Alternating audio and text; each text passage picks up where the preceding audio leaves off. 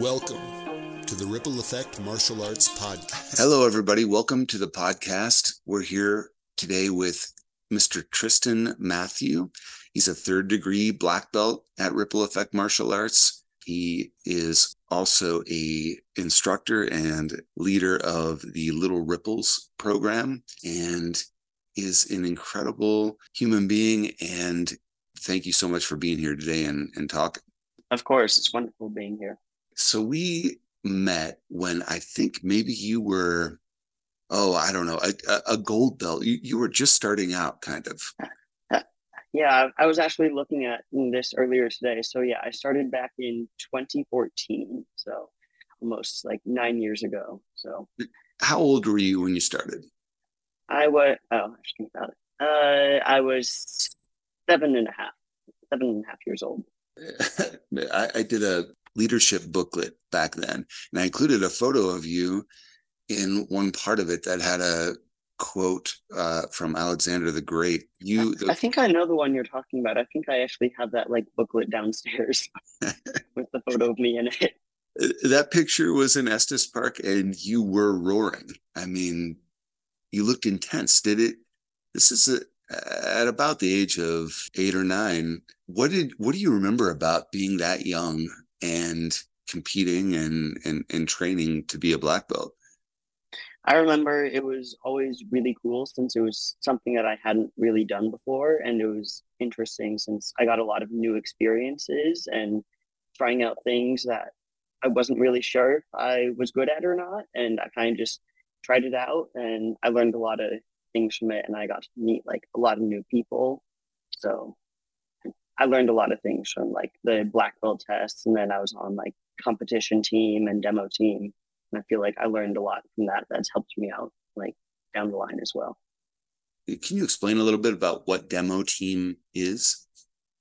So our demo team, so they go to like events and stuff around like events and stuff, and they show off forms. So we normally like create a form to music and it's like choreographed, and we do a lot of cool stuff to get people interested in karate. So I remember I was on that. Mishner, my mom, was also on that at the time.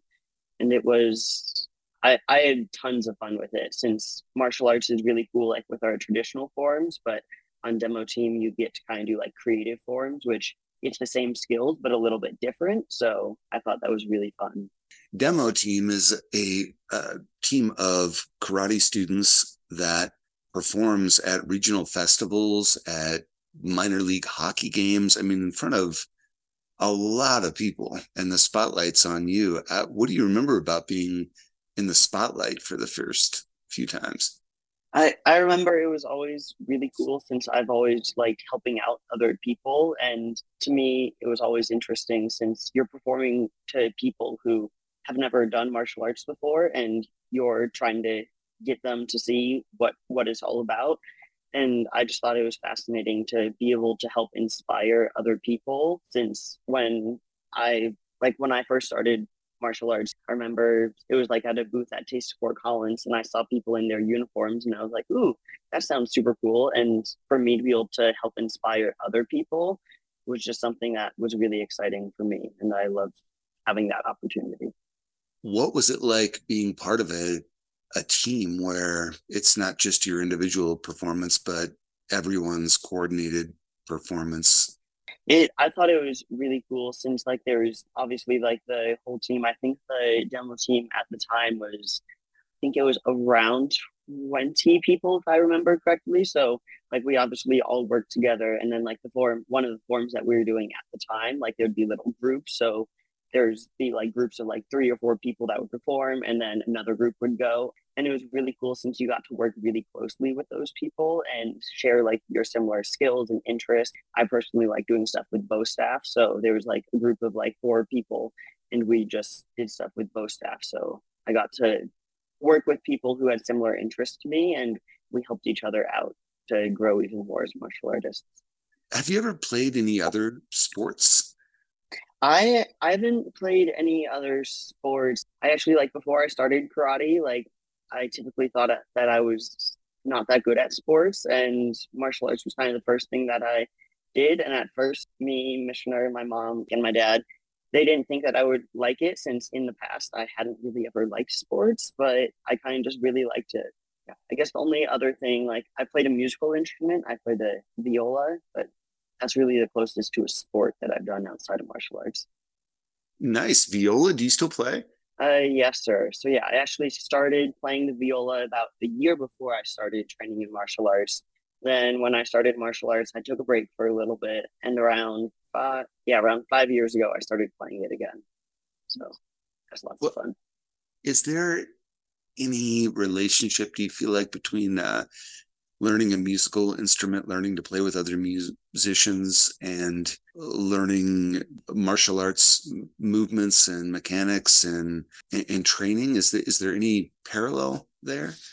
Absolutely. I'd say there's lots of stuff that it translates directly from like one to the other. Since in music, you obviously have to practice your pieces and your music. Since if you don't practice it, then you're not going to be able to perform it well. And it's the same thing with martial arts, like our combinations, our forms, any of your other stuff.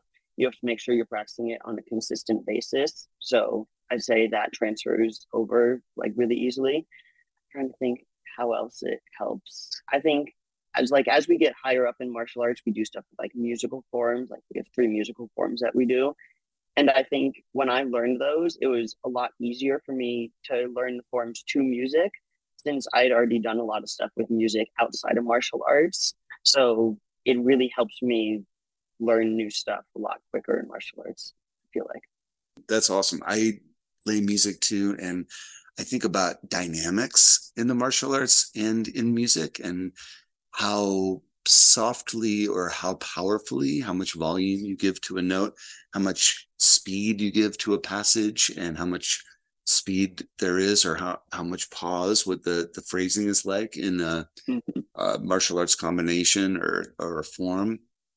And Yeah, I really like that analogy since I kind of think of like our forms, dances almost. Since you can like choose the speed that you do it at, you can do some sections faster, some sections slower. Maybe you're a little bit more intense on this section or stuff like that. And it's the same thing with in music. You're playing a concerto or something, you can choose to like highlight this section or maybe pull back a little bit on another section. So it's the same thing with our forms, I feel like. I love that. Can you talk about, again, on performance and competition a little bit in tournament performance? What do you remember about your first few tournaments and being in front of the judges? I remember, so my very first tournament, it was when I think I was around a green belt, if I remember correctly.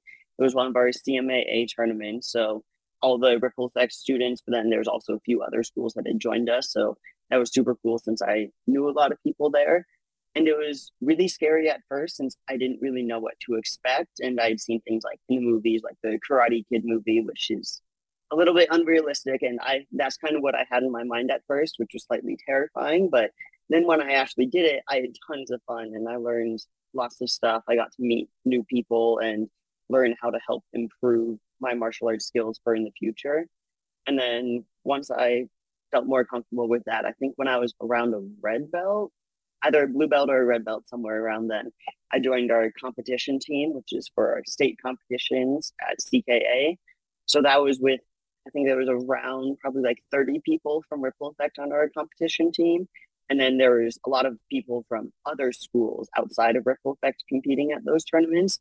And it was definitely a lot more intense, but I feel like the skills that I had learned from the intramural tournaments really helped me prepare for those since I think I did both traditional forms and weapons forms. So I did both staff a lot. And I think that really helped me out. And then like sparring at CK as well is a little bit scarier, but the skills that I learned from the easier tournaments really helped elevate me. So I was prepared for those other tournaments. Yeah, so the CKA is the Colorado Karate Association, and under the umbrella, I think, of the National Karate Association, and the competition is more fierce, right? Yes, sir. How so? What is it like going into a CKA tournament?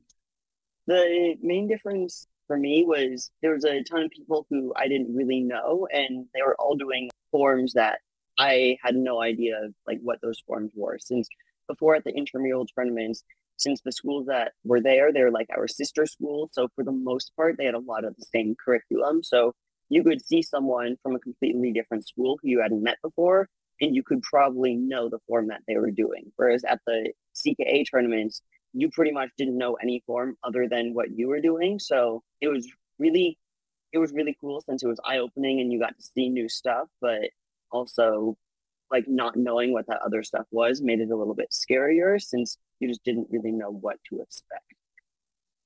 That sounds a little bit to me like a musical analogy to where you could go into a music store or a performance environment or improvisation where someone's playing a Django Reinhardt piece and you're going, well, all of I studied, Mozart or Lightning Hopkins or something. And it's just so different. And that experience is incredible to see. How did you take up the bow staff? How did that become kind of a favorite weapon? I started doing like bow staff initially since we had like one of our weapons classes and it was just rotating through, and bow staff was one that we did at the time. And I remember at that time, like Mr. Worth was an instructor that I'd worked with a lot, and he does a lot of stuff with bow staff. So he really inspired me, and I actually worked with him like a little bit in doing like private lessons, and he helped me out with a lot of stuff with bow staff. And I like all the weapons, but especially bow staff, which just looks really cool. And I've seen like one of the intramural tournaments, there's people like showing off bow staff things as well. So that just really inspired me, and I've always kind of had that vision of other people doing it and how I wanted to do that myself. And then that kind of applies to demo team as well, since like I was saying, I got to do that in demo team, working with those staff things as well. When it comes to your understanding of it's something you perform individually, but every movement has a purpose and there are reasons why you place your hands in the way that you do and move the staff. Is that something as a first degree black belt, second degree black belt, third degree black belt, you start to understand more the purpose behind the movements in the forms? Absolutely. I'd say, yeah, as you do it more and more, you get to understand like the bunkai, which is like bunkai is the actual practical application for our moves. And initially, like when I learned my very first bow staff form, it was bow staff one. I just knew like, okay, you put your hands here and then you put your hands here. I didn't really know much of the application. But as I did it more and more, and then you could like work on drills of understanding, okay, this strike is striking here, or this move is a block and is blocking this certain strike. It helps me really understand those a lot more. And then once you understand the individual moves, then you get to learn how they all are interconnected and how they tie together. So you do one strike, and then now you gotta be, instead of being offensive, you got to switch to defensive and do a block after that. So I think as I like just got more and more experience with it, I learned a lot more of the application behind it. And especially like once I moved into an instructor role of actually teaching other people bow staff things, I think that helped me out a lot of both in my teaching skills since I was more knowledgeable in what I was able to teach other people. But also as you teach it to other people, you see new ideas, and they can actually, the people that you're teaching can help you learn more stuff as well. Can you talk about what the SWAT program is, for example? Is that your first teaching experience in karate? Yes, sir. I think that was pretty much when I started, yeah, with all of my teaching stuff. So the SWAT program, so as soon as like you're in leadership, like you can start helping out with lower belt classes. So I remember obviously as white belt, I couldn't help out with white belt class since I was a white belt.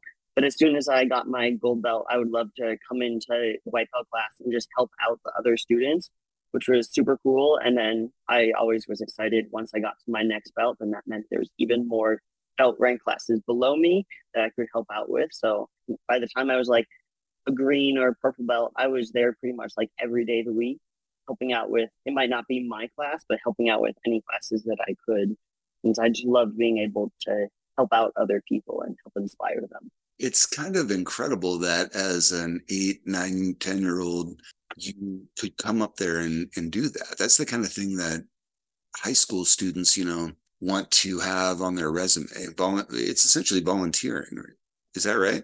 Yes, sir. Since, yeah, it's all optional, so it's all volunteering. And I think what made it a lot easier for me, since obviously I didn't just like dive straight into the deep end and all of a sudden just start teaching classes by myself. I did it in like little bits and pieces. So we had classes where we learn, okay, here's how to like hold a pad for a partner, and starts off with something like that. It's pretty easy, just holding a pad or teaching someone how to do an individual kick. And then you do that for a little bit. And then once you get more comfortable with that, then you're maybe leading like 2 or 3 people through a few moves. And then maybe you're leading the class through maybe like a stretch or two, and maybe a warm up. It's little building blocks. As you do more and more of them, before you know it, you're already like, you're doing more than you ever thought you could. Do you have any inspirations? I know your parents are inspirations for sure, but do you have any kind of movie inspirations or martial artists that compete internationally, anything like that? I think, I don't know. There's like a lot of different movies. I don't know. That's a hard one to pick since there's just so many cool options. I remember seeing quite not really like a famous person, but Master Macy when he was competing at like one of the first CMA tournaments. I saw him sparring, and that was just super cool to see him like as the master instructor, like doing martial arts and like doing what he loves, and being able to see him do that. It was just such an inspiration to me. And ever since I saw him like sparring the first time, I was like, ooh, that's something that I want to work up to doing in the future. I don't want to put you on the spot, but do you think of yourself that way? I mean, there are young students that are looking at you and going, maybe I want to be like Mr. Matthew here. Yes, sir. Yeah, it's a little bit weird to think about that, but I think especially over the past few years, as I've stepped into more of an instructor role instead of just like a SWAT leader, there's been students that have told me like that they look up to me, and that really helps me know that I'm doing a good job as an instructor. Since if no one really looks up to you, then you kind of want to change a few things. But if people are going up to you and telling you that, hey, you're an inspiration to me, or hey, I want to be like you when I grow up, that really helps me understand, hey, I'm doing something right. I think there's definitely people that look up to me, and that's something that I strive to increase. Thank you for listening to the Ripple Effect Martial Arts Podcast. Find episodes and more at rippleeffectmartialarts.com.